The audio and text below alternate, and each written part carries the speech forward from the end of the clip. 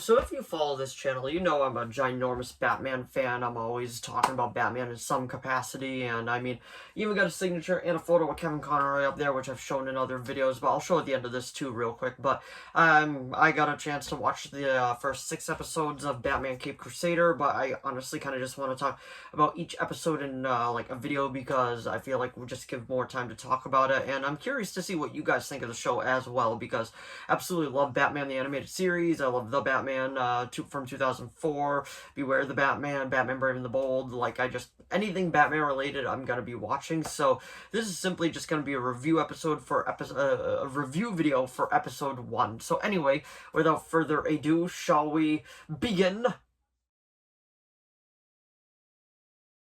So the first episode is actually called In Treacherous Waters, and if you follow it on Instagram, the official page for Batman Cape Crusader, it does let you know the title cards for each episode, and they actually do like artwork for each one, which is a callback to Batman the Animated Series, which I love. I don't know why that they didn't put it in the episode itself, but I mean, is what it is. But if you don't know where it's streaming on Amazon Prime, pretty much because WB didn't want it and they shipped it off, and honestly, I'm so glad somebody picked it up because this show is so good. I love like the 50s like noir detective vibe to it, and the different takes on each villain.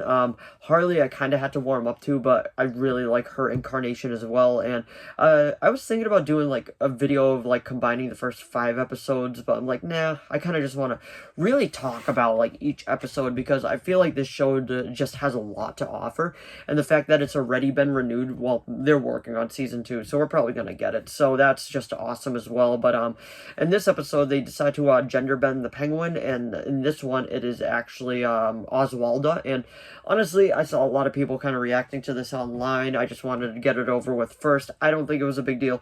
This is an Elseworld story. It's fine. Like, I really just enjoyed the episode as it was, and honestly, like, she was still menacing and she was still actually really smart. But I enjoyed the episode. It was really good. And Penguin being a female in this did not bother me at all. But pretty much what this episode was just an introduction into this world, and we got the first villain. She has the Iceberg Lounge, but in this version, it's a cruise ship, and Commissioner Gordon is in it with Barbara, and it's just very much themed to the 50s, but kind of modern at the same time. But I really like how they went about that. But pretty much Bruce Wayne is already Batman, but he's still in his like infant years of being Batman, and he's going around trying to put the clues together.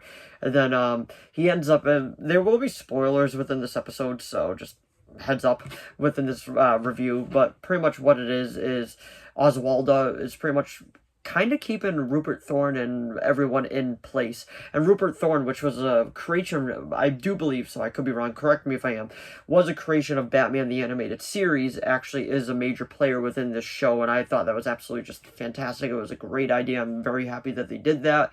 And you could tell Bruce Timm, like, his stamp is all over this, and the opening title cards too, well, the opening credits too, it's so good. I'm so happy as a Batman fan right now. Like, this is a treatment that he's getting, and in this version, Harvey Dent doesn't really have a dark side. He's kind of just of a jerk, and I kind of like that idea. And he's voiced by Dietrich Bader, if I pronounce that right. And we may know him from Batman Brave and the Bold because he was the voice of Batman, and in this one he's Harvey Dent, so it kind of went full circle, and I was very happy with that. And I know in the later episodes we get onomatopoeia and all that, but I don't want to get too ahead of myself because this is simply just about In Treacherous Waters. There's a few other Easter eggs I do love. It kind of feels like Batman 66 meets like just with a serious tone, kind of like 66 meets Michael Keaton era. That's pretty much the best way that I can describe it because it kind of has that timeless feel. But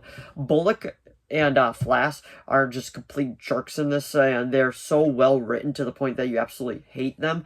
And I don't know the actor that voices Flass, but I do know the actor that voices Bullock is John DiMaggio, which also he voiced the Joker in Batman Under the Red Hood, so that was just a great touch. He also voiced him in Death in the Family, the interactive animated movie. But this was just a great episode. The action was good. The dialogue was good. The voice acting is really good. At first, I wasn't really sold on the new guy as Batman, but he completely proved me wrong, and I love to. I don't know if other people notice this, but when he's in the car with Alfred, his voice changes to how he is as Batman. I'm like, oh, that is so cool. And pretty much just like Brave and the Bold, the hammers of justice are unisex, and then he just goes to town with Penguin and Oswalda, as you would call her, and he ends up winning, but then we find out that she was actually holding everyone in place, and now pretty much all hell is going to break loose because it's just going to be an all-out gang war. But this episode's great. If you haven't watched it, I highly recommend just this show in general. I'm sure everybody's watched the entire series by now, but definitely stay tuned because I want to go through every single episode. This was just episode 1 called In Treacherous Waters. The second episode, if I recall right, is Clayface, which they do an amazing job with. And honestly, that was just my review of it. Let me know what you thought of it down in the comments below. There's a lot more we could talk about, like Alfred's look. I love Alfred's look in this. It's very classic. It's very just old style, and honestly, it's kind of nice to go back to that after having like this badass version of Alfred in every incarnation. It was cool.